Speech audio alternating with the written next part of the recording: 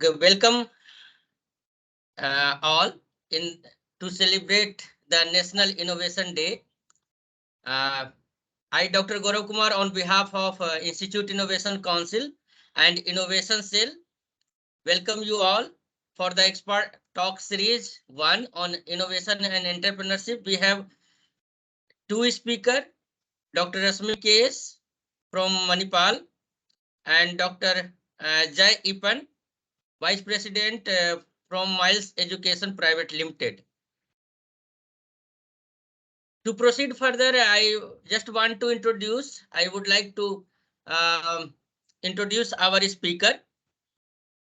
Dr. Rashmi K S is an Associate Professor, Physiology, Kasturba Medical College, Manipal, Academic of Higher Education. She is meticulous academic professional, competent as a both an educator and a research, applying knowledge of human physiology and a passion for engaging the lecturers.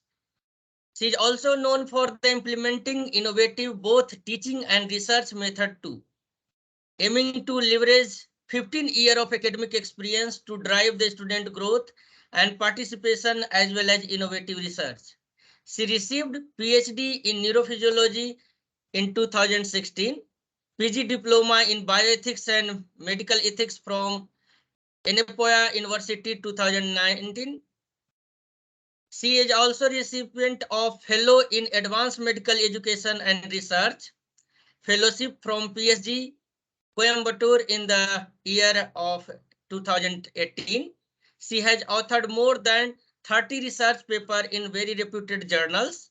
She has awarded with various awards, including Best Research Paper Presentation Award in the 5th Biennial Conference of South Asian Association of Physiotherapists, Travel Grant Award under the Young Investigator category from SERB, DST, Government of India, Best Researcher Award and Travel Grant Award by the Federation of European Neuroscience Society. Thank you, ma'am, for joining with us. And over to you, ma'am. Thank you, Dr. Gaurav, for that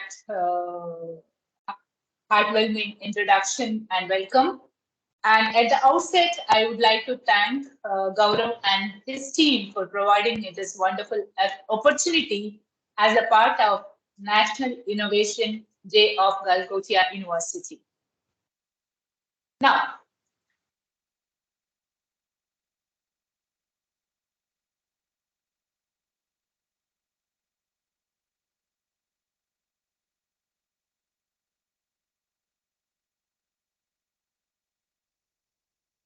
are my slides visible? Yes, ma'am. Yeah. Visual. Okay. So on this occasion, I am not an innovator. Let me be very humble on this. So, but then I had some of the research findings, which is found to be very novel. So, in the field of medicine, what research findings we have got, I'm happy to present here in front of the young minds.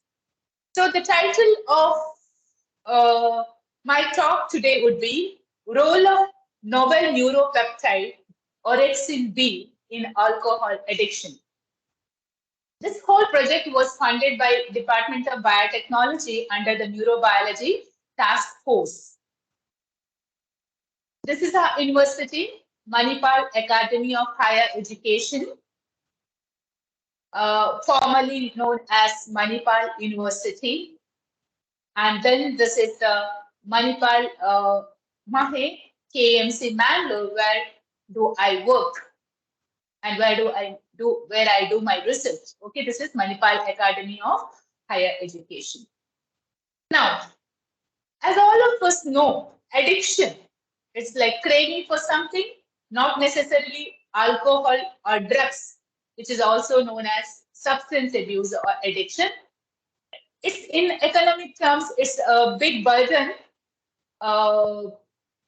It is estimated to be around US $167 billion per year. And mesocorticolimbic reward system of the brain, which is the final common pathway for reward stimuli, including food, water, as well as drugs of abuse. That is the final common pathway. Now let's see what is this mesocorticolimbic system. It has both mesolimbic, which involves the emotional center, is the limbic system, and mesocortical pathways. And among this mesocortical limbic system or the reward system, there are two nucleus which are present here. One is the nucleus accumbens and the amygdala.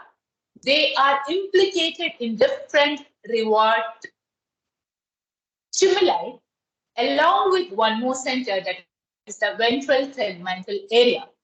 But in our lab, what we have focused, I myself focused mainly on amygdala and the nucleus accumbens, whereas my course researcher has focused on ventral tegmental area as well. So nucleus accumbens is the principal target for VTA, dopamine, ventral tegmental area, dopamine neurons. So all of them together has a role on the emotional aspects of reward.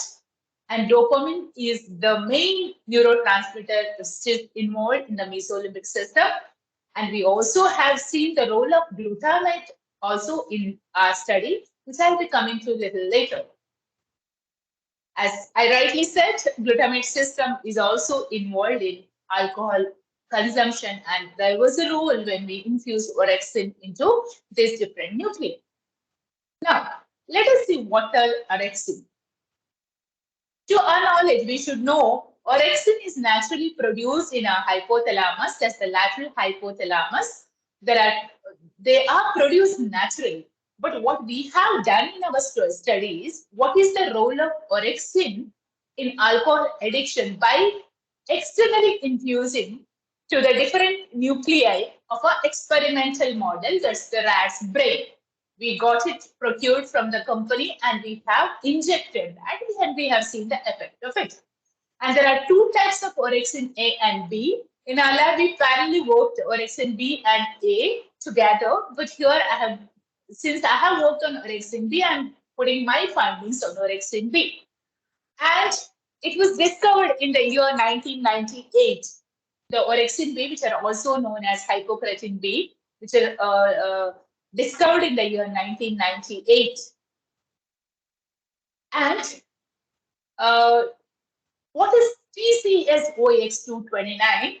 It's a precise orexin B antagonist. It's a precise orexin B antagonist, that is TCS-OX229. It's a specific antagonist for orexin, and they are in parallel orexin B and orexin B antagonist TCS-OX229. We have looked at the effect of this both orexin B and orexin B antagonist. Now this flow chart, you can beautifully see the effects of this orexin on different physiological actions like food intake. It has a role on sleep regulation, whereas we can see many of the research articles where the deficiency of orexin B has led to sleep dysregulation like a narcolepsy and associated cataplexy and so on. It has a role in energy expenditure, and also recently, much recently, I shouldn't be saying much recently, maybe 15 years back, it's just the Harris et al. Linked between orexin and alcohol addiction. And these are the different studies, nucleus-specific studies on food intake, feeding behavior. And as you all know, food is also a type of reward. And then more specifically on addiction. Harris et al., as I said, he first implicated the role of orexin in alcohol addiction, and which was in lateral hypothalamus. Now, going further, we hypothesized, as we all know, nucleus accumbens and amygdala are prominent centers in food reward and addictive behavior, and abundant orexin receptors are present both in nucleus accumbens and limbic regions, and accumbens shell receives majority of orexin out inputs. So what we did, we hypothesized and we wanted to see what is the role of orexin B and its antagonist by infusing to this different nuclei on alcohol consumption preference That's how by on addictive behavior. So, final aim of the study was to study the effect of microinfusion of orexin B and its antagonist TCS-OX229 into nucleus accumbens and basolateral amygdala on addictive behavior. This is the experimental setup. You know the rat model. You also might have worked and what you can see here is a stereotaxic apparatus here. The rat in a stereotaxic apparatus, and this is the Harvard Plus infusion pump where you can infuse a drug to a nucleus specifically.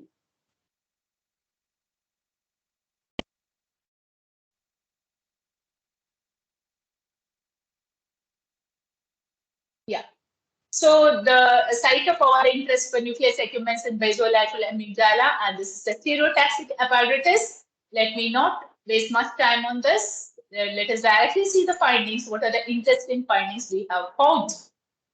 The requisite brain areas were reached by using the specific atlas, which is pertaining to this, that is Baxnose and Watson atlas. And these were the coordinates which was chosen for the study. And these were the cannula which was used. And this is the rat where the microinfusion of the drug was done using the Harvard infusion pump plus. And the dosage and at the different flow rates, and it was given for almost 1.5 seconds. Whereas in camera operated rats, we only gave the saline. And before doing the study, we have deprived the rat for 24 hours prior the infusion. And since the half-life of orexin is very short, we have done the measurements at different time points like 1 hour, 2 hour, 4 hours, 12 hours, and 24 hours.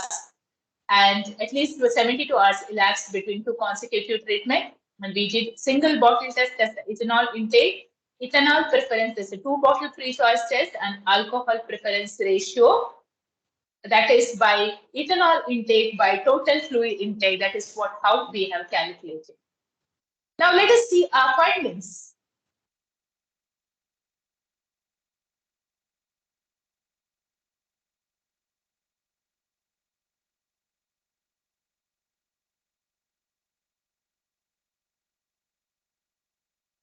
And site of lesion was histologically later confirmed.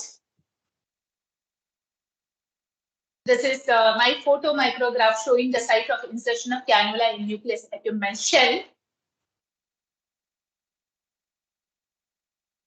This is in basolateral amygdala.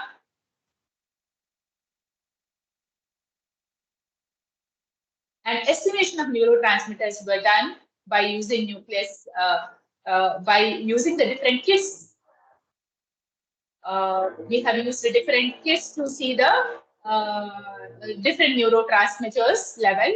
And open field, this is to look for the anxiety-like behavior and exploratory behavior.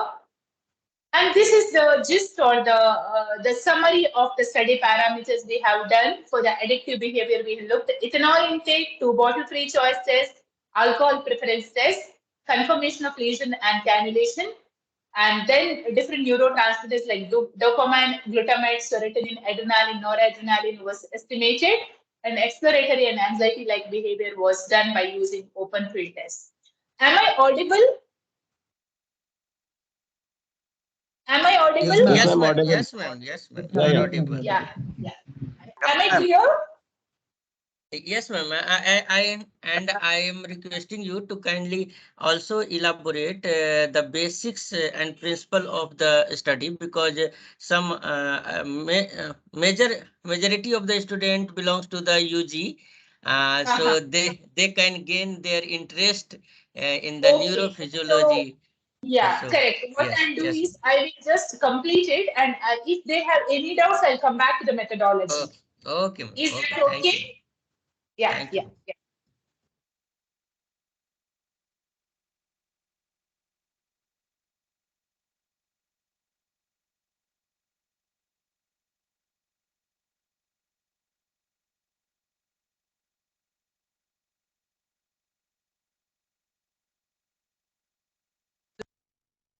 Yes, going to the results.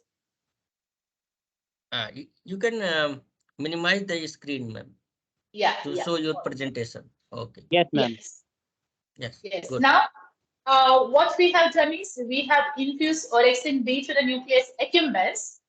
So what happened here is when we infuse orexin B to the nucleus accumbens using that particular technique, what I have told you, what happened here is at 30 nanomole per microliter, that is the dosage what we used, that it significantly increased ethanol intake at the end of first hour, second hour, fourth hour, and 12 hours, and total intake of the day. Whereas at 3 nanomole per microliter, there was no net increase in alcohol intake. Maybe the dosage was not enough, but at 30 nanomole per microliter, you see significantly increased ethanol intake at the end of first, second, fourth, 12, and 24 hours. Okay. Now, at the same time, orexin B antagonist, that is TCS-OX229, they decreased alcohol intake for the whole day, that is at the end of second and fourth hours. You can see the significant decrease in alcohol intake at the end of second and fourth hours. Now, effect of orexin B antagonist on nucleus accumbens and BLA neurotransmitters levels post infusion to nucleus accumbens. So we have also looked at neurotransmitter level using those kits by ELISA rating. That is the technique what we use. What you can see is when the orexin B is estimated in these rats by using the nucleus accumbens tissue, you can see a decrease in adrenaline, noradrenaline, and serotonin level, as well as the dopamine increase, orexin B increase. Whereas the TCS-OX229, there is a decrease in all these neurotransmitters level. Whereas we did not see significant increase in any of these neurotransmitters except dopamine in BLA. We have not seen anything, only we have seen a significant increase in dopamine in nucleus, basolateral amygdala. Even TCS-OX229 did not have any influence on basolateral amygdala. Now, alcohol and water in 2-bottle free choice test. What was the report or the results? So, in the 2-bottle free choice test, orexin at 30 nanomole per microliter showed a significant increase in ethanol intake at first hour, 12 hours, and 24 hours compared to controls. Orexin antagonist decreased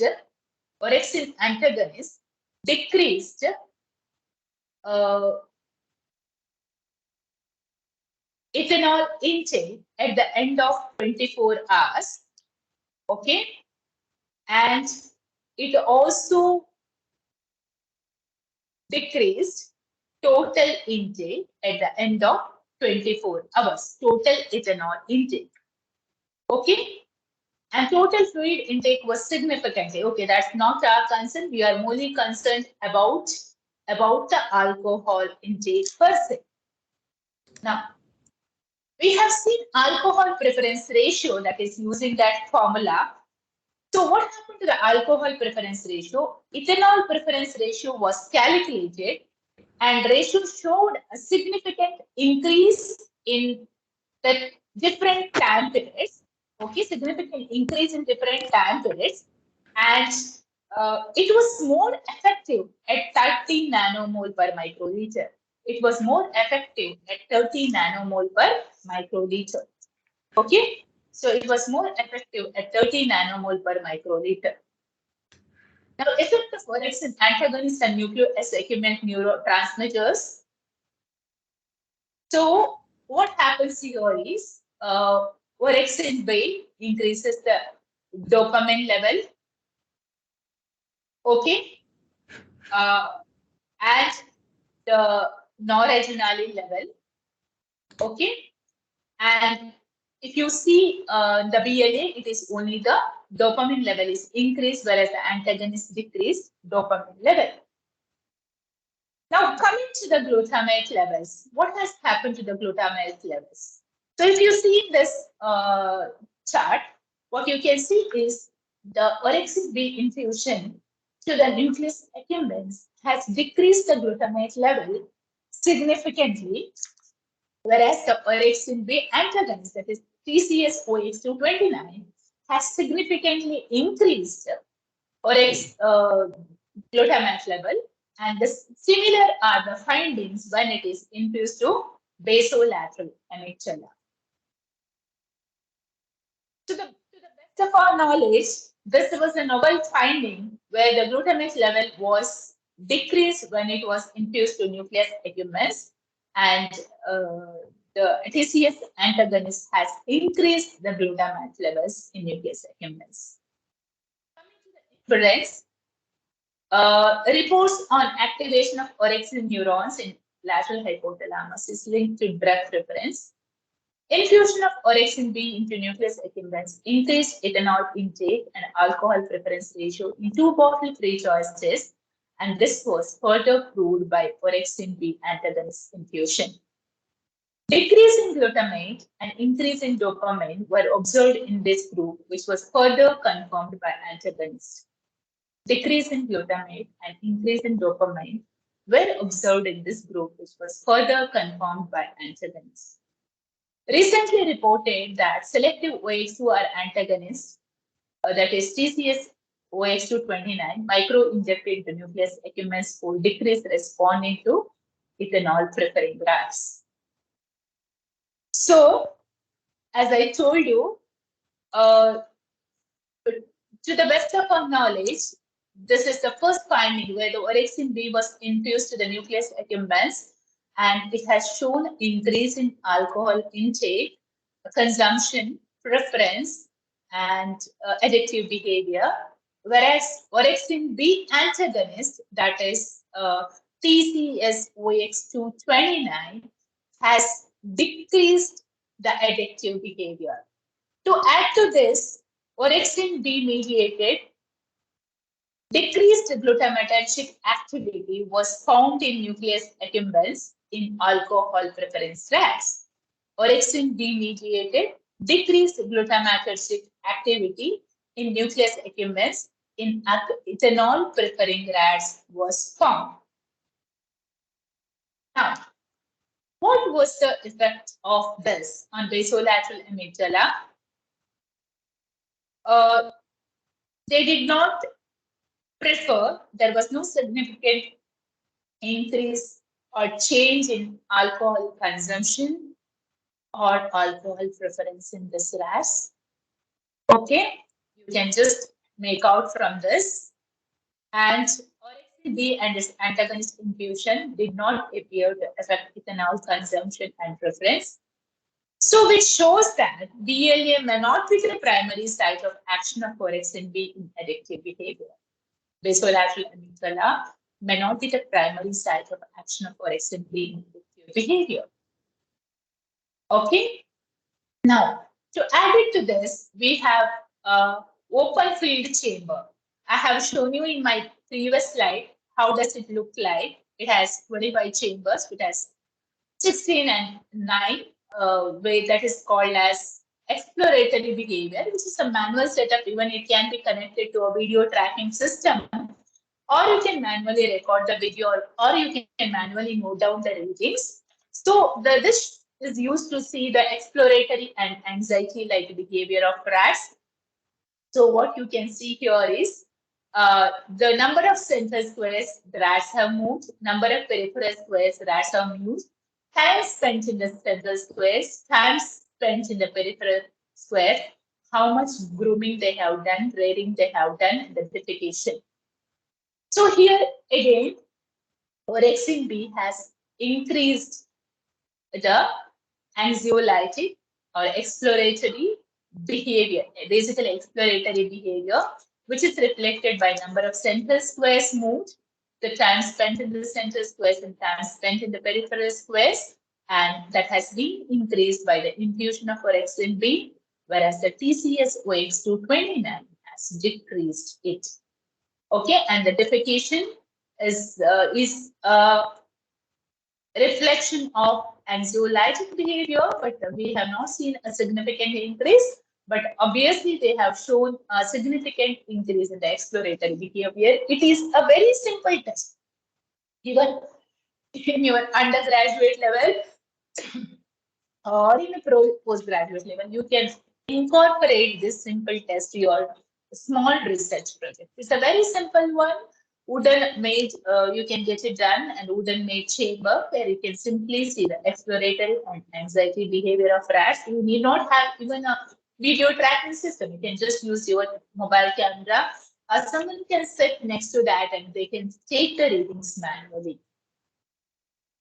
I'm not going into the statistical test. I don't think in this level you will know what are the different statistical tests and used, but I just want to say these shows these are statistically significant. Moving further,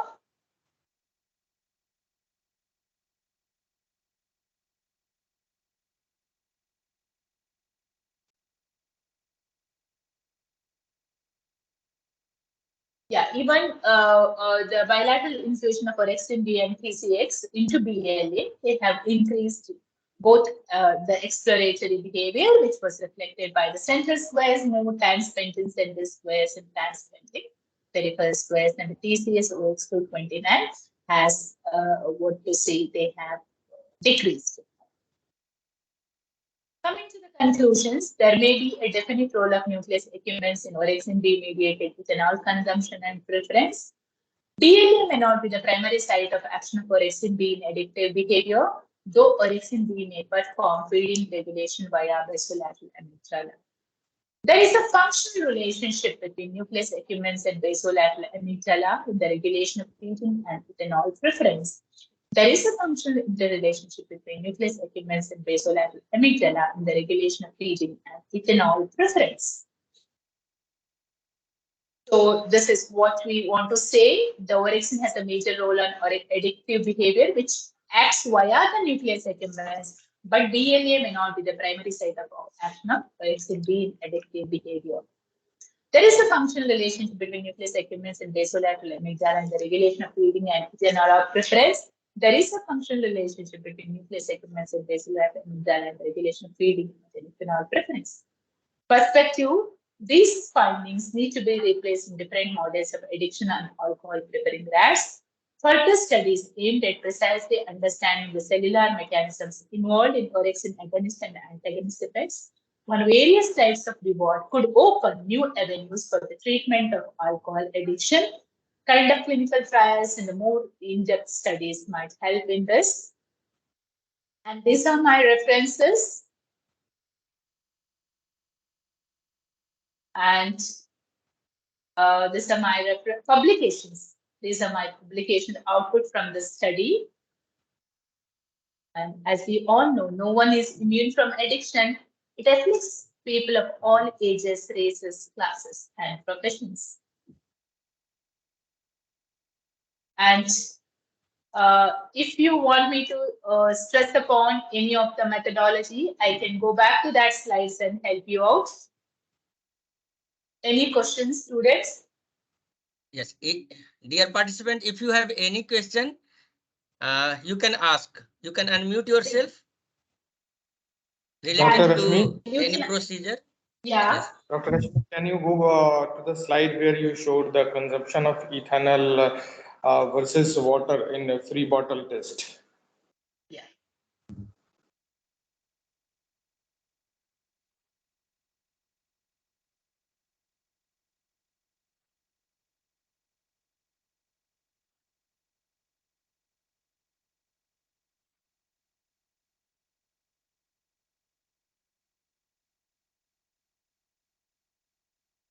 This one?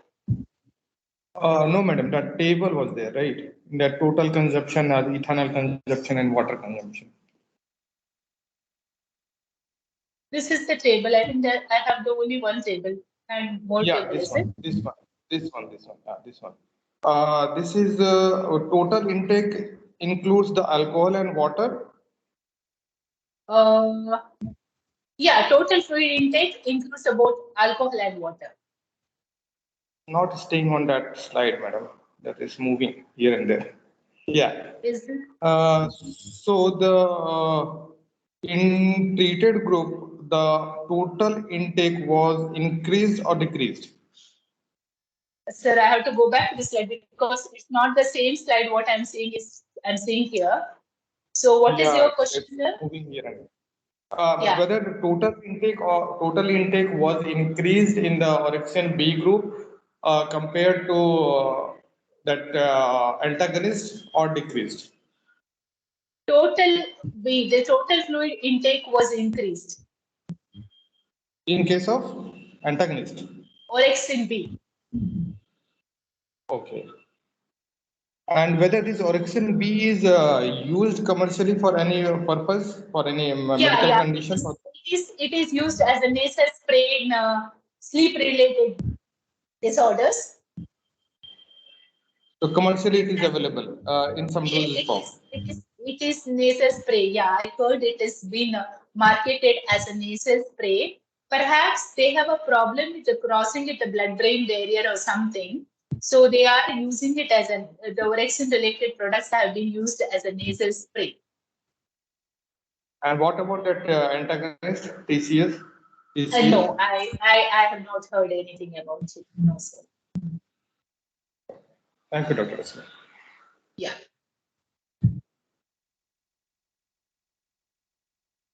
Any other question? Any other question?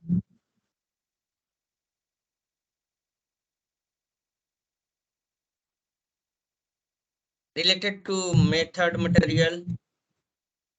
Related to any questions on materials and method, because I was under the impression that it's just a methodology, so may not be interesting. So I just went through. I can just go through these slides. This is the experimental setup. And then what we had, this is the body weight of the rats we have used. Adult male vista rats have been used for the study. And the nucleus accumbens and basolateral amygdala were the nuclei which was interest. And this is the stereotactic apparatus. Again, it is a manual. We have in our system concern there is stereotactic apparatus with a video tracking system. This is the manual one. And then this is a surgical procedure using anesthetized rat was placed on the stereotactic apparatus, and requisite brain areas we reach not directly. We have vaccinose and Watson at large, which is in particular to this, searching for the coordinates and go to the same coordinates, vertical, that is to go in depth, and the lateral, and the to reach anterior-posterior, medial, and lateral. So that's how the coordinates we get: anterior-posterior, lateral, and ventral. Once that is being coordinated here, your infusion cannula will directly reach the particular area of interest, that's the nucleus accumbens and basolateral amygdala. You can see the different coordinates for these two different nuclei. Okay. This is the cannula implantation, guide cannula to be implanted on the skull, dummy cannula, internal cannula or infusion cannula. And the orexin B, using the same method, once we have implanted that cannula, we leave it for 2 days, 1 or 2 days, to get healed and accustomed. After that, we will have started our trial by infusing the drug, 3 nanomole per 30 nanomole. It can be using artificial CSF or distilled water, and that should be filled in this Harvard infusion syringe, micro infusion syringe, and that has to be fixed to the Harvard infusion pump. And we have a setup here. Once we can just monitor the duration, how long it has to be wanted, and the amount it has to be wanted to be given. Okay, and then you see this.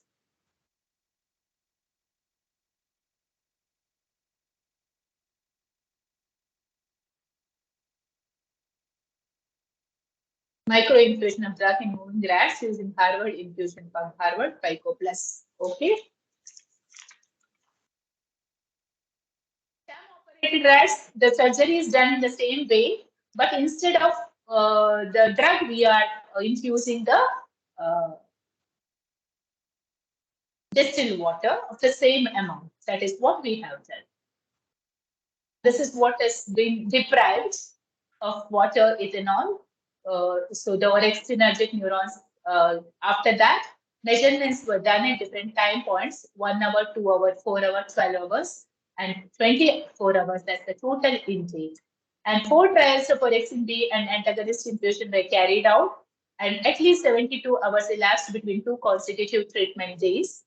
And ethanol intake by single bottle test. We have used simply 1 bottle. Ethanol preference 2 bottle free choice test. We have kept 2 bottle and they could take from any bottle. And alcohol preference ratio was calculated using the formula ethanol intake versus total protein. I hope things are clear.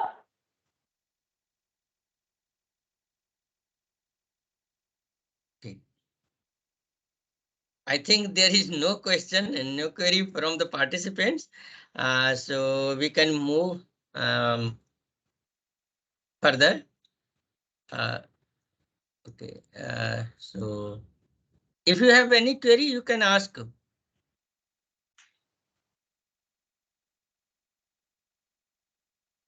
So I would like to present you a small memento, a gratitude of honor from the IIC and Innovation Cell of Galgotias University for accepting our invitation and for delivering this informative lecture on alcohol addiction and role of the peptides. Thank you, ma'am. Kindly accept our moment of Thank honor, you so much. a token of love. Thank you so much. Thank you so much. And again, I would like to thank Dr. Gaurav and his team for this wonderful opportunity. And I appreciate this expert series talk to stimulate the young budding brains who are very novel to the field of research. Maybe whatever we talk, 1 or 2 inputs can ignite their minds. So thank you so much again to all the participants and Dr. Gaurav and his team and the management and everyone. Thank you, ma'am. Okay. Thank you. Thank you so much, ma'am. Thank you, ma'am. Thank you so much. Thank you. Thank you, ma'am. Yeah. Now we have another eminent speaker with us. He has already joined with us, Dr. J. Eapen. So let me introduce first our speaker. Mr. Sri Jai Eapen sir is the Vice President Strategy with Miles Education. He was the head key projects with International Skill Development Corporation and was heading 4 business unit. Prior to this, he founded Bright Camps on EdTech platform, got featured by a couple of leading newspapers like Times of India, Hindu, etc. Earlier, he had founded Gaane.com and Uberguard.com, both educational website. He is a fellow of a startup leadership program and was the program leader for SLP Hyderabad during the year 13-14. Jay also has a collective experience of about 22 years. He was working as a senior manager strategic planning at Water Health India Private Limited, Hyderabad, worked as a manager strategy and business development at ISI Tech Business School, Hyderabad, working closely with the promoter group in their foray in the education industry. Jay has extensive corporate finance and capital market experience in the area of transaction strategy, reconciliation, operation, and business development with Deloitte and various group, Young and JP Morgan group also. So now I would like to invite our speaker and over to you, sir. Thank you, sir. Good morning, everybody. Good morning, sir. Thanks a lot for the invitation, and it's my pleasure to be here and addressing you all. Dr. Gaurav, can you please confirm me if I'm audible? Yes, sir, you are audible. Wonderful. So I would like to keep this session a bit interactive. So personally, being an entrepreneur, I do understand that it becomes really important for us to kind of be there if we do have the entrepreneurial spirit with us, and if we want to do something. So if I'm not wrong, I'm just trying to get the target group or the target audience whom I am addressing. So I believe these are primarily BBA and MBA first year students, sir, or do we have a mixed bag over and above that? Yes, sir. This is mixed batch of BTech, BSc, Okay. BBA. Yes, sir. So the all are in And mixed batch. and across various years, or is it like focusing only on the first year, sir? No, sir. There are the third year student is also here. Second year is also here. Okay. Some PhD student is also here. Some faculty is also here. Great, great, great, great. Wonderful, sir, Some and startup founder of Galgotias University is also here. amazing. So, Okay. yes, sir. So what I will do is I would like to keep just 1 hour session a bit more interactive, give you some basics about how you can look at going ahead and be a startup, and more from my experiences I would share how my I had taken the startup journey and what is the kind of learnings that I have got out of it. So I am hopeful that this becomes a bit more insightful and just would kind of inspire a couple of you all. Okay, so just to give you a quick background about myself from the personal side. So I am born and brought up in a place called as Orissa. Orissa is one of the most backward states, if you guys would be knowing. Okay, and I had graduated and finished my post graduation in the year 1999. Otherwise, basically, I am from Kerala. Okay, so coming in from a very small township because my parents both were with railways. Now, why I'm giving you just background is just to help you understand that you guys are really blessed that you are in a place like Delhi NCR. So you have lot of infrastructure facility. You have such a great institution like Galgotia, who is ready to support your ideas and make sure that your ideas take wings. Okay. So now I, as a person coming from such a backward place like Odisha, if I could have gone ahead and done couple of startups of that, the very first startup itself got funded, and I had to kind of exit because I had some certain difference of opinion with my investors. So that's that. Followed by that, right now also I do have a startup called as Bright Camp. Have about 22 plus years of experience. Initial 10 years has been with corporates. Worked with companies like Deloitte, Ernst and Young, JP Morgan, so on and so forth. But last 12 years have been working with founding teams and primarily focusing in the education space. And I do see there is a good amount of opportunity in the education space. So that's why.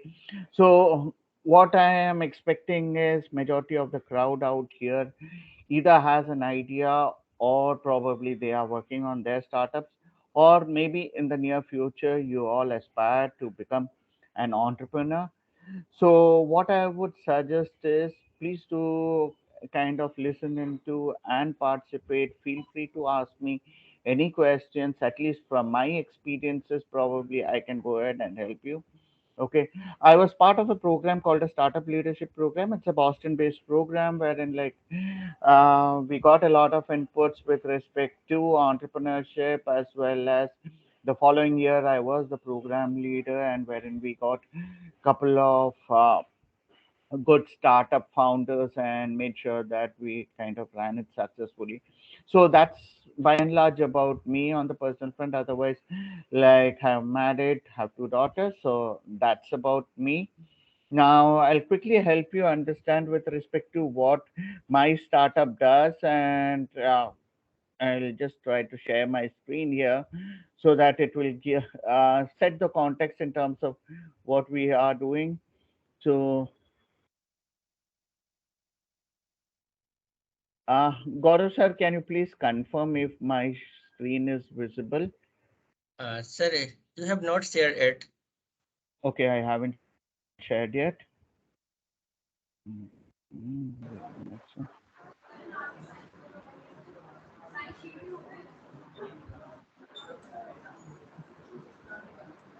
Yes, sir. Now it is visible, sir. Okay, so this is my startup. So my startup is basically a talent discovery platform wherein we look at discovering talents of young children like you all in terms of various achievements that you do have. Because typically, if we look at the education segment, let it be the school or the university or any college, so they primarily focus only in terms of identifying a student with respect to their academic achievement. What we said is, hey, a student need not be kind of always be assessed on their academics.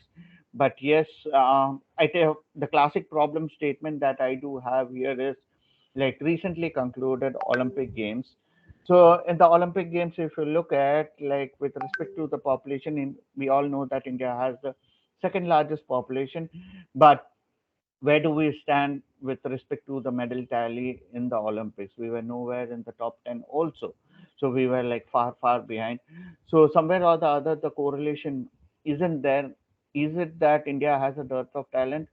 Unfortunately, not is what I would say, because reason being, I know that majority of the students who are there on this particular webinar are really talented, though it might not always be academics. It can be in the area of sports, any of the performing area, performing arts, creative arts, or somebody might look at doing something good for the community or for the environment. So the idea is basically, can we look at identifying that and encourage you all in terms of what you want to do in your life or probably what you are talented at. So e-portfolio primarily helps in terms of identifying that. So that's on a broad level what we do.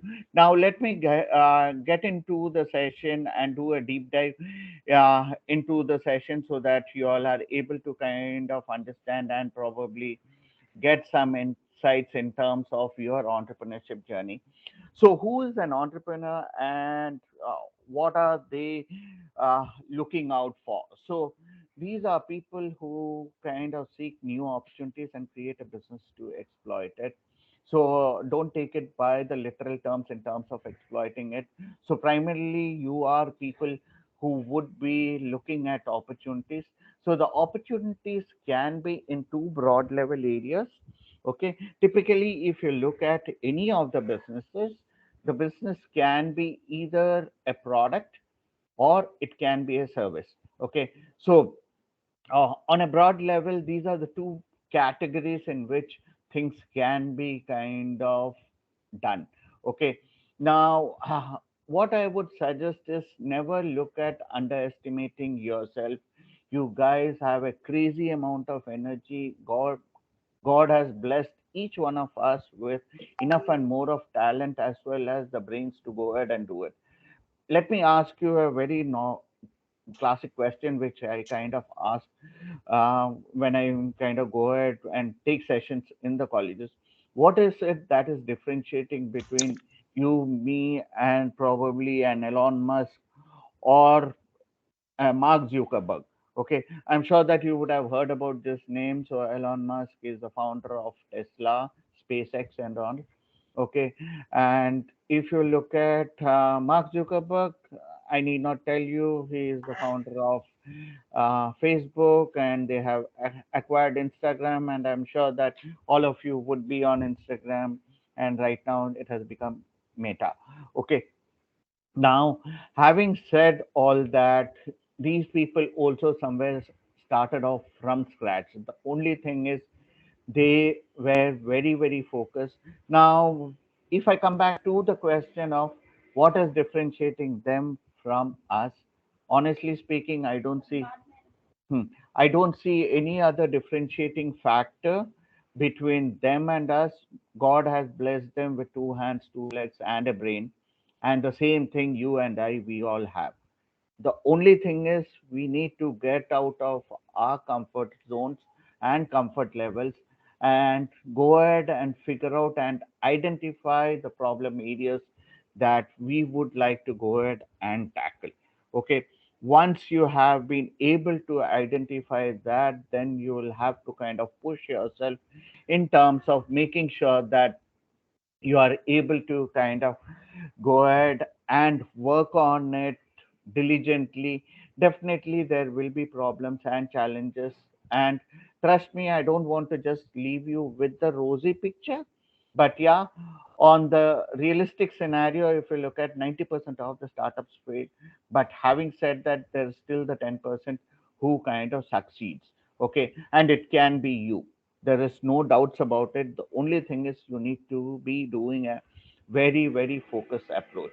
Now, uh, I will be running you through certain slides, and I don't want to kind of go ahead and keep reading it out. It would be really, really boring, and like it will be bad on my part. And I'm expecting that, as I do have the screen shared, probably you guys can kind of look at going ahead and reading from it and taking some inputs from just. Okay, so now let's look at into just particular slide in terms of how can any idea be triggered. Okay, first is like if there is any particular thing which is kind of annoying you. So today one classic example, if I look at, because I constantly travel on a regular basis, and a very classic example which I come across is whenever I go ahead and do a cab booking, majority of the time my cabs kind of gets booked and it gets cancelled or they don't show up. Can we look at kind of going ahead and trying to address that, you know? So I'm just trying to kind of go ahead and speak out loud with respect to certain business ideas which can kind of trigger off. There are 101,001 problems which as mankind we are facing on a day-to-day basis. Can we look at coming out with solutions? And the one classic example, say every day morning, I'm sure that you guys would have noticed there are so many school buses towing on the road, and literally the uh, roads gets clogged. Can we look at coming out with a centralized movement mechanism of making sure that all the school children are kind of picked up from a certain point and dropped at their respective schools, and while coming back they are it. So if somebody is able to come up with something really innovative, nothing like it, right? So you guys would have solved a huge problem, and that also not for your city, not for your nation. Probably it can be a solution for uh, the entire world at large. So I'm just trying to think out loud and help you guys to open up your brain cells and make sure that I'm giving you food for thought in terms of how you can look at being more innovative. Okay, so what I'm basically saying is, so innovation can be in two different ways. Okay, one is like either you come up with a product which has its own IP. When I mean IP, it is your you have been able to patent your product in terms of your intellectual property rights, or it can be either a process patent or a design patent, or alternatively, there is no harm in terms of you being a Me Too also in the market. Now, what is Me Too? Okay, uh, I'm sure that you would have heard about Ola as a service provider. Okay, as well as I'm sure that you guys would have heard about Flipkart as a marketplace, which is an e-commerce site very similar to Amazon. Okay, so I normally take these two classic examples. Reason being, Ola was nothing but a Me Too because they just copied and replicated Uber. Okay, but yeah, over a period they have been able to come up to those service delivery levels in terms of making sure that they are also able to kind of uh, come up to the Uber standards, as well as in many places they are able to kind of better the standards. So there has been opportunity, and they kind of jumped into that. They said that okay, fine, if Uber is there, Uber is there. Okay, now there is still enough and more of opportunity for other players, and they came up with their own product. Okay, Bhavesh Agarwal, I'm getting the name rightly. So he went about setting it up, and today Ola is a huge successful business. Okay, in the same way, Flipkart. Okay, Flipkart did nothing but they replicated, and the founders, Binny Bansal and like the founder. So both the Bansals, they were ex-Amazons, and they moved out of Amazon and went about setting it up, and they were able to successfully sell it to Walmart at a huge valuation of about $17 billion. Okay, so that's again a Me Too market, because they did nothing but replicated the same business model as Amazon.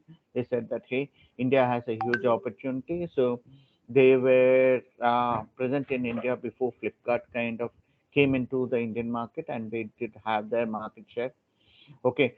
Now, when it comes to startups, there are like a huge amount of challenges, as well as various ways of looking at startups.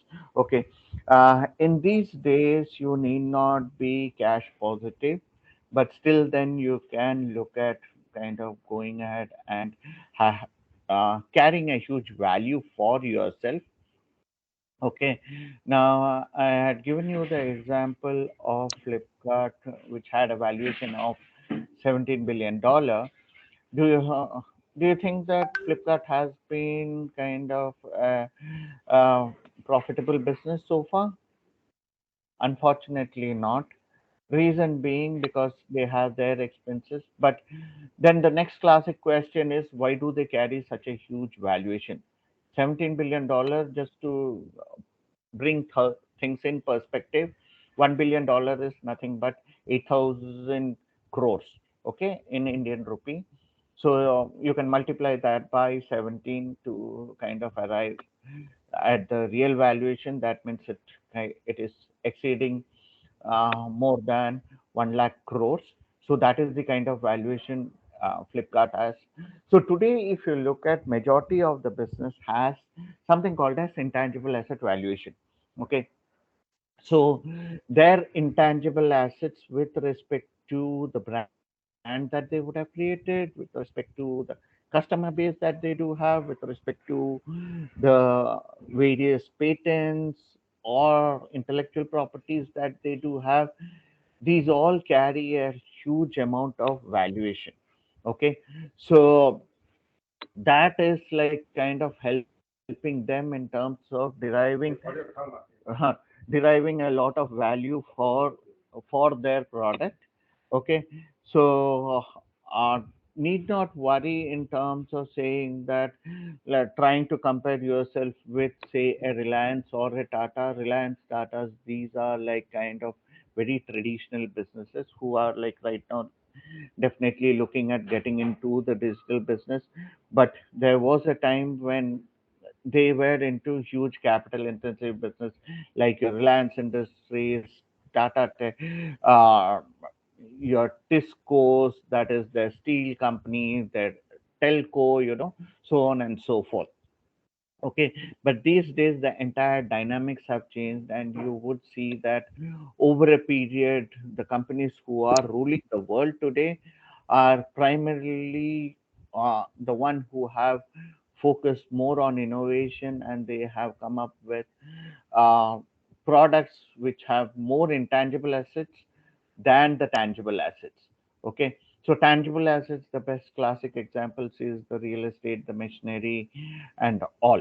Okay, but with respect to intangible assets, as I mentioned earlier, it's with respect to the brand name, the customer database, so their IPs, so on and so forth. Fine. So and the one example which normally I end up citing when I give similar kind of sessions is Oyo. I'm sure that you guys would have heard about a company called as Oyo. Okay, so Oyo was founded by Ritesh Agarwal, one of the the youngest entrepreneur that we have had, and over a period he was able to create a unicorn. Okay, now I want all of you to understand what a unicorn is. A unicorn is nothing but a company which is valued at more than $1 billion. Okay, $1 billion is nothing but more than 8,000 crores. Okay, so what what is a billion? So billion is nothing but about, I think it should be 10 crore. Uh, yeah, would be 100 crores. Okay, if I'll have to kind of translate the US equivalent to the Indian side, so it will be about 100 crores. So all put together, if it is valued about more than $1 billion, then it becomes a unicorn. Okay, so Ritesh Agarwal, I don't know how many of you understand the background from where Ritesh Agarwal came. He also was born and brought up in a very backward township in Orissa. And from there, at the age of 16, somewhere or the other, he kind of was not so very keen in terms of pursuing his education. And I wouldn't kind of tell you that education is not important. Education is very, very important because it helps us in terms of laying foundation. But his calling was very, very strong in terms of going ahead and trying to do something innovative and come up with solutions. So he understood that like the hotel industry is very fragmented and it is all over the place, and if somebody wants to travel and find a standardized kind of living across various cities, that was missing. So that's where and how he got the idea of Oyo, and he went about setting up Oyo, and over a period he was supported by a good number of investors, and he was able to kind of scale it up. But unfortunately, given the COVID times, things kind of didn't go so very well. And right now, so they had their own challenging times, but right now, again, they are looking at reviving and getting it back on track. Okay. Now, having said that, so if Ritesh Agarwal, people like them can look at going ahead and doing it, very humble and modest guy, I am sure that people out there on this particular call definitely can kind of do it. The only thing is you need to get out of your comfort zone and go ahead and be bold enough and try it out. It's all about execution, my dear friends. From my experience, I would tell you, like, uh, you will have to be there. Go ahead and fight the battle. Okay, personally, I have kind of gone ahead and fought enough a number of battles to make sure things do happen. And there are instances when things don't happen, but definitely the kind of experience an entrepreneurship journey gives you, trust me, none of the jobs can give you that kind of experience. Okay, so don't hesitate in terms of going ahead and fighting that particular battle and going ahead and trying to learn from your experiences out there. Okay, so that's how basically I would like kind of try to put it here. Now I'll take a quick pause. Gaurav sir, if you don't mind, can I go ahead and ask the students if they do have any particular questions so that we are able to kind Yes, of sir. go ahead Yes, and sir. Yes, sir. take it up, sir? Yes, sir. You can ask the questions, sir. And the participant who have any query, you can also ask. You can unmute yourself and ask to our speaker. Gaurav sir, was I audible during the entire Yes, speech, sir. Yes, sir. and my Yes, screens sir. were visible? Yes, sir. Okay. You. You want me to kind of slow down or probably moderate my talk by any which way? No, sir. It was very. Your voice was clear, very clear Okay, during okay, entire okay, session. okay, Yes, sir. okay, okay. So I'll just pause for a minute and probably try would like to kind of take questions from uh, any of the faculties or the students out here in the call so that I am able to kind of address your queries.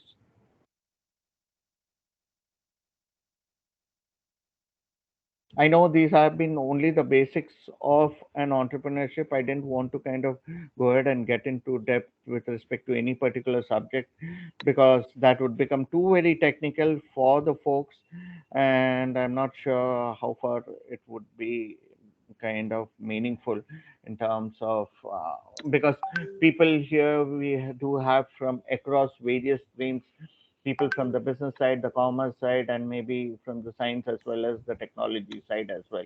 So that's why I thought I would like to kind of keep it a bit more generic, because I'm sure that the university is planning to go ahead and conduct very calculated sessions with respect to the startups and entrepreneurship. Right, Gaurav sir? Yes, sir. Yes, sir.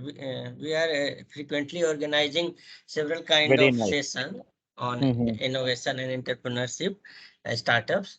Uh, so here some startup founder is also there, but they are not asking the question. No So problem, sir. No problem, sir. yes, Mhm. yes, So fine then. So let me just go ahead with my presentation and probably go ahead and share my screen and share a bit more insights. So is my screen visible, sir? yes, sir. Okay, great. So now, with respect to setting up a team, now it becomes really important for the startup. See, there are various kind of enterprises that you can look at setting up. One is being an entrepreneur. You can be a sole proprietor. There's nothing wrong about it. But honestly speaking, in these days, if you are looking at an investor or some outsider to kind of go ahead and support you, it's always required that you have the right ideal team with you. Okay, reason being, let's all understand and acknowledge the fact that we all cannot be master of everything. Okay, you can be jack of all trades, but matlab, you can be master of only one or couple of them. Okay, personally, if you ask me, I don't understand. uh, I'm not a master of technology, though I do have my own innovative ideas in terms of what can be done, what need to be done. I'm not a great person on the creative side, but yes, definitely on the business side, yes, I am pretty strong. I do network with people. I am, though my core studies is finance, but over a period I realized that, hey, uh, more than finance, what I like is doing business development and probably meeting up with new people and probably interacting with them and sharing thoughts and ideas. Okay, so what I'm basically saying is, though you are academically, you might be oriented towards one or the other thing, but over a period you may kind of end up realizing that, hey, though you are a BTech or probably you are a BBA or an MBA in finance or HR or marketing, or you might be a CSE student, but over a period you may realize that, hey, I'm really good at probably the creative side, you know, or maybe I'm really good at the business side, or probably I'm a great coder, you know. You, though you may or may not have a qualification on the coding side. Okay, but if you have a calling and you feel that you are kind of gradually getting drawn towards any particular side, don't stop yourself. Make sure that you are able to discover your inherent talent. So there is a classic foundation or a fundamentals called as ikigai. I would strongly recommend that if you all get an opportunity, please go ahead and do a Google around it. It's Ikigai, ikigai. Okay, so ikigai is nothing but a Japanese concept. So ikigai primarily talks about the purpose of being, or the purpose of living for that matter of fact, in terms of why we are existent and what is it that would keep you happy and that would probably help you in terms of getting your bread and butter. So Ikigai is nothing but trying to discover yourself in terms of what you want to do and what would keep you going and motivated. So, the earlier we are able to realize that, the better for us. Okay. Now, I don't want to get into the ikigai part because that's itself is kind of a pretty long and elongated thing. But before that, let me just stick on to the subject of the team. So it becomes really, really important to have a very strong team. And the most idealistic team, if you look at from the entrepreneur standpoint, it should have these three H, that is a hacker, a hustler, and a hipster. Now, let me try to kind of go ahead and elaborate a bit with respect to each one of them. So, the hacker is nothing but the person. I am sure that I need not elaborate too much. So, he or she would be the particular technology person who would look at kind of going ahead and building the technology around it. And in a more idealistic scenario today, if you are looking at a tech solution, so the tech solution would be more from uh, a full stack kind of thing. When I mean full stack, they should understand the front end, the codes that which would have gone behind it, the back end, that is the data structures. They should be able to kind of go ahead and do the integration with respect to the data servers, let it be on cloud or let it be a physical server, so on and so forth. So technically looking at over a period, they should be able to understand the full stack of the technology. Okay. The next is the hustler. Okay. Hustler is nothing but the person who would be able to hustle between ideas. Okay. So they are the ones who primarily get going with any particular idea. And I'll tell you, typically having done couple of startups from my end, I have seen that over a period the idea evolves, because what happens is, though you come up with an initial value proposition, okay, so the value proposition might keep changing over a period. Reason being, sorry, sir. Okay, so what happens is over a period, the idea will keep constantly changing. Reason being, you will go ahead and keep interacting with your target group, that is the target audience for whom you are trying to probably come up with your service or product in terms of trying to give the desired solution. Now, uh, what will happen is it will become a gradual discovery process, because you may realize that probably the solution that you have thought that needs a bit of tweaking, or probably that need a change. So you may end up pivoting your entire idea from what you had earlier thought to what you are currently doing, and maybe what you might be doing in the near future. So hustler is that person who will keep on constantly hustling between ideas in terms of building it, taking it out into the marketplace, getting the feedback and further changing it, so on and so forth. So this back and forth exercise, they will be doing it. And they would be the people who would be the major interface for the particular startup in terms of speaking to the customers, to the various internal stakeholders as well as the external stakeholders. When I mean internal stakeholders, the internal stakeholders can be your suppliers, it can be your various other stakeholders like your employees, or the government agencies, so on and so forth. And you have the external stakeholders primarily, who would be your customers or your clients. Okay. Then the next is the hipster. Hipster is nothing but who is the creative guy in your team. So he or she would be the one who would really think from the customer perspective.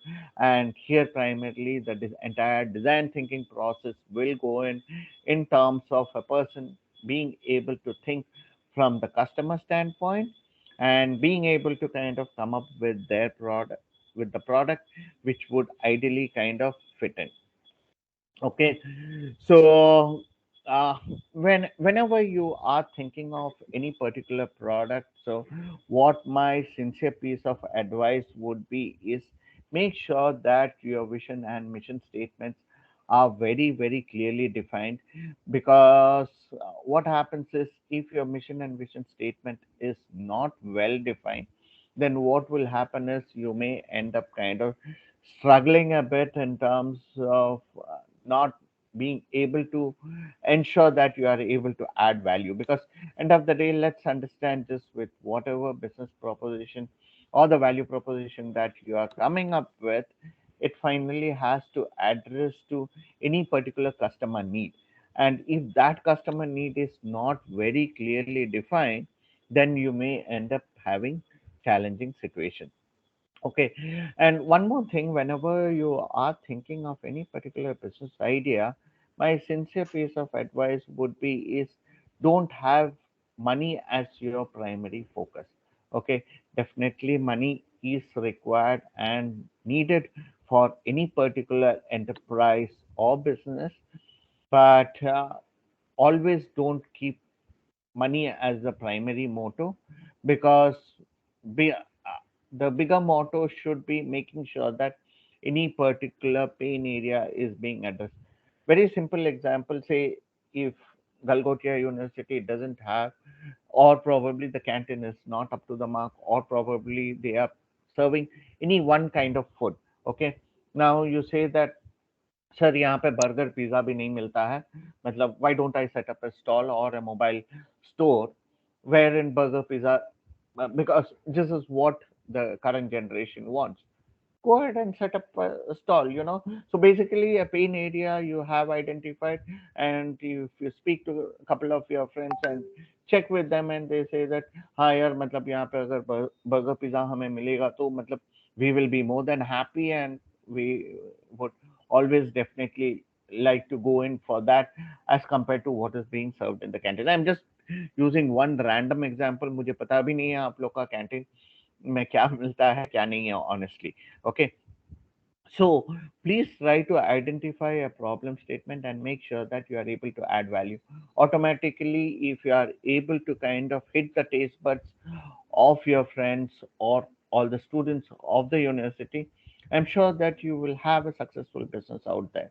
And my strong recommendation to all of you would be is, whenever you are thinking of a business idea, think about business ideas which can be scaled. Say, now, one quick example that I had taken off is setting up probably mo- mobile food outlets for burger, pizzas, and fries and all. Okay. Now, can I look at making just one store into another 50 or 100 or 200 stores in terms of similar kind of thing being replicated across various other university outlets के बाहर आप डाल रहे हो, or probably you are putting it outside majority of the corporate offices, so on and so forth. So just some food for thought in terms of how you can look at. So this is how primarily your thought process should be in terms of what is the social or environmental impact that you are bringing in, or what is the kind of breakthrough technology that you would have. Okay, so on and so forth. So these ideally should be the driving factor whenever you are kind of looking at building your startup. And what is your moonshot? So when I mean moonshot is nothing but basically what is your final vision or mission, or where would you like to kind of go ahead and reach. Okay, so that should be the driving factor. From there you look at uh, trying to drive it from where you stand, and draw out a kind of roadmap in terms of how and when you would like to kind of go ahead and reach there, and try to work towards it. And I'm sure that if you sincerely and honestly work towards it, it kind of would help you in terms of reaching your goals. And one more thing which I wanted to kind of sensitize out here: typically what happens is majority of the entrepreneurs thinks that uh, uh, getting funded becomes a parameter to kind of go ahead and gauge the success of an enterprise. Trust me, funding can just be one of the parameters. It's not the beginning and the end of the world, because along with funding there comes a lot of other obligation in terms of you being obligated to the investors and somebody else trying to kind of rule you and drive you. So a lot of freedom you may end up kind of losing when you are going ahead and seeking funding. What I would strongly recommend is, as much as possible, try to drive or work on things in such a manner wherein you personally are able to kind of go ahead and do it all by yourself. So then the next logical question is, sir, मतलब एक startup करने के लिए तो पैसे लगेंगे sir, मैं पैसे कहाँ से लेके आऊँ? So the best example that I kind of go ahead and use, and in fact in the startup world they say that if you are seeking funding, the initial set of money comes from the three F's. Okay, when I mean three F's, it's nothing but family, friends, and fools, which they say on a bit more lighter side. But definitely you can look at reaching out to your family. See, if we personally aren't able to kind of go ahead and convince our family and friends, then think about it. How well will you be able to go ahead and convince stakeholders from outside? Okay, that means say customers who, for whom you are kind of looking at building the product. Okay, so make sure that you are able to kind of at least to get your prototype in place, or probably get the initial bit of your startup. Please try to internally garner the funds and try to do it in a very, very frugal way. Okay, today I am doing bright camp, still we do it in a very frugal way. So yes, currently working somewhere, trying to do a startup, yes, it may take a bit of time, but yeah, there is nothing right, there's nothing called as a right way or a wrong way. Okay, but what my sincere piece of advice is, be very committed with respect to what you want to do and how you want to do. Okay, very, very important in terms of the value proposition. So your value proposition has to be very clearly defined in terms of what you want to do and how it's like kind of going to add value to any of the stakeholders that you are looking at. So here's a classic sheet which would kind of help you in terms of making sure that from here you are able to figure out which is the kind of value that you plan to kind of add. Okay, so broadly try to divide it into these two areas: basic human desires or probably learner desires. So where and what kind of problems that you are trying to kind of address. So this will help you in terms of ensuring that your value proposition is really, really strong. Okay, because if the value is very kind of loosey goosey, then there's no point. And the one classic example which I normally kind of take up is the WhatsApp example. I'm sure that majority of us would be on this particular tool for communication, which is called as WhatsApp. Okay, WhatsApp to when they were just a 4-year old company. Okay, and the founders kind of went about selling it at about $17 billion to Facebook. And I'm not sure how many of you have read about the WhatsApp founders. So these were one of the founder, in fact, had gone to Facebook and Google in terms of searching for a job, but unfortunately he wasn't able to kind of get a job uh, before they founded WhatsApp, and they were able to kind of go ahead and found the particular tool, and they they were able to kind of very clearly come up with this particular tool which kind of literally eliminated SMS to a great extent, because before WhatsApp it was always SMS that we used to kind of rely on. But with the advent of WhatsApp, and the best part is WhatsApp, without even making a single rupee revenue, they had gone to such huge valuations of $17 billion. Just imagine the kind of valuation that they had. And technically looking at, they didn't own even any particular office or office furniture or anything. The entire $17 billion was intangible asset valuation. So because of their value proposition being so very strong, and they being able to kind of get such a huge customer base, they have been able to evolve to such great levels, wherein within a span of just 4 years and less than 100 employees, they were able to get that kind of valuation. So today, trust me, you and I, if any one of us can kind of go ahead and do, or probably couple of one ourselves can go ahead and make sure that we are able to come up with our product. So try to break your entire value proposition into these kind of quadrants, so that it becomes easier for you to kind of go ahead and understand what is the value that you plan to get onto the table. Okay, so assessing the market, very important. Please try to assess your target group, uh, to whom you would like to kind of go ahead and address. So, if you do a good bit of Google and try to understand, there is something called as total addressable market, the so serviceable market, as well as service obtainable market. Technically, we call it as TAM, SAM, SOM. Okay, go ahead and make sure that you understand which is the market. So the initial market will be the SOM, that is the serviceable obtainable market. Make sure that you are able to kind of address that.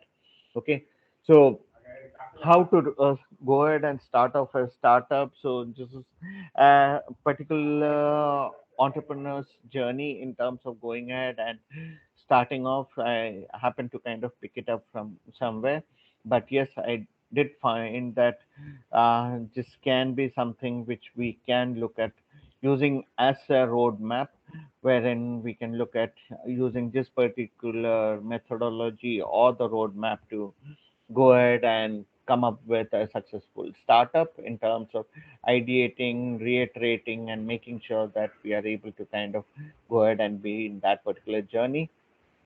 So this is the typical business startup process that you can look at following up. Okay, and so uh, before I end, wanted to kind of quickly touch upon something called as a business model canvas. Just becomes very very important for any particular startup to kind of go ahead and adopt. Trust me, dear friends, if you have any particular idea that you would like to kind of work upon, the very first thing before you get started is just to make sure that you have put together your thoughts and gone about doing the assessment. And this is the best tool in terms of going ahead and doing an assessment of your business idea, in terms of come up with a huge a chart paper, or probably putting this particular thing in uh, Excel sheet, and trying to put together the various elements with respect to, just let it be the cost structure, revenue stream, the channels, key resources, what is your value proposition. So there will be multiple points that you will do have. And once you are able to put together all of this, you will have a fair assessment or an idea that whether you are going in the right direction, or probably you are missing out on something. Definitely there will be gap areas. Feel free to kind of go ahead and speak to your seniors, your families, your teachers, your faculty. I'm sure that uh, most of them or majority of them will be able to kind of give you the required inputs to ensure that your idea is taking wings. Okay, so with that, probably I'll go ahead and break it here in terms of my session. It has been a great opportunity speaking to you, as well as sharing my inputs with all of you. So I'm hoping that the insights which I have shared, as well as the journey that I have shared, will help majority of you in terms of your startup journey in the near future. So I'll just open it up for questions, and maybe we'll just use a couple of minutes to address any of your queries or any kind of things that you would like me to kind of go ahead and talk to you about. Thank you so much, sir, for the beautiful presentation and such an informative session related to entrepreneurship and a startup. Uh, from the basic level to you have also deliberated and elaborated the basic concept to found the startup also. So now the session is also open for the question answer. Uh, the participant, if you want to ask any query, you can ask.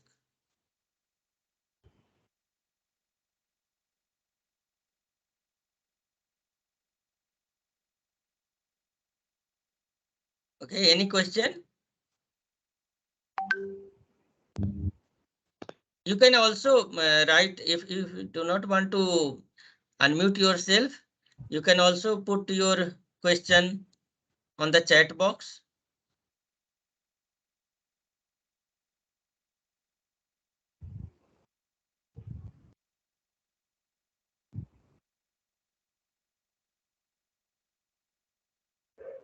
Okay, no questions? Are you Fine then, sleeping? sir.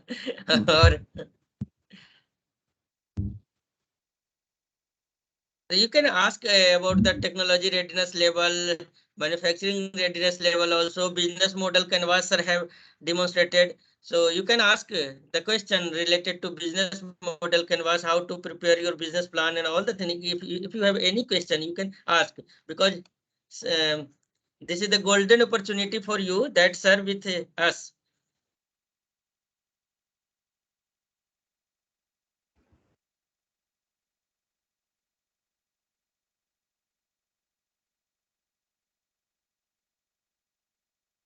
I think, sir, they have not query. No So now problem, sir. this is the times to facilitate our speaker, uh, Sri Jai Eapen, sir. So thank you, sir, for accepting our kind invitation Thank you so much, sir. Thank you. and kindly accept our memento of honor from a token of love from the Institute Innovation Council of Galgotias University. Thank you, sir. Okay, thank you. Thank you so much, sir.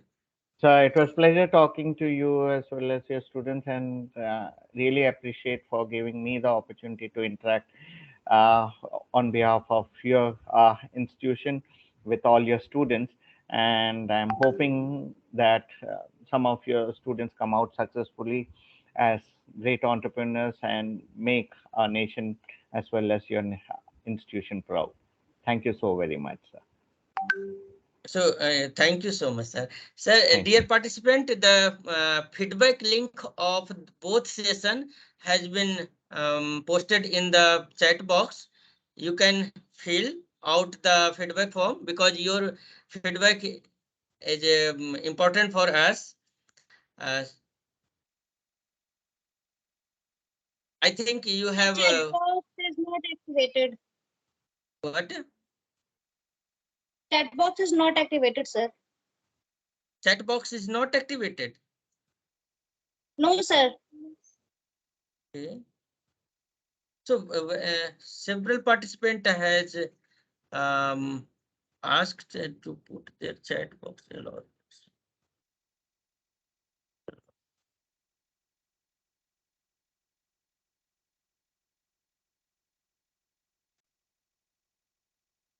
Now, is it accessible or not? Now, Accessible, sir, accessible. okay. No, sir. No, sir. No, No, sir, not yet. okay. But various participant are able to chat here. They have put their message also. Now I am sharing the feedback. Now it is accessible or not?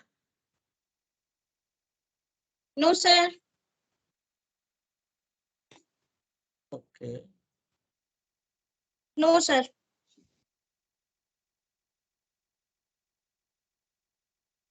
So who can access the feedback link from the chat? You just copy and paste, and those who are not accessible for the chat box, kindly raise your hand. I will give you the feedback link in your chat box.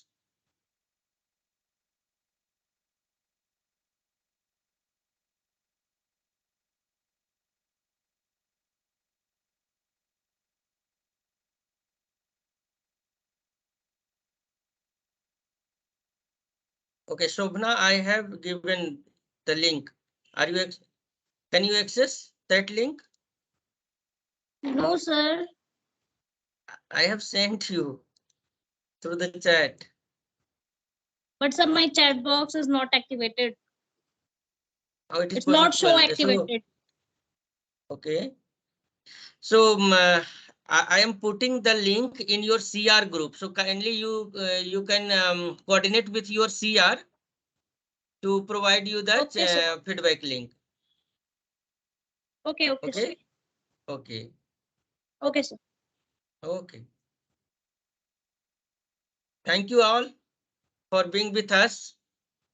Thank you so much. Thank you, sir. Thank you, sir. Thank you. Thank you, sir.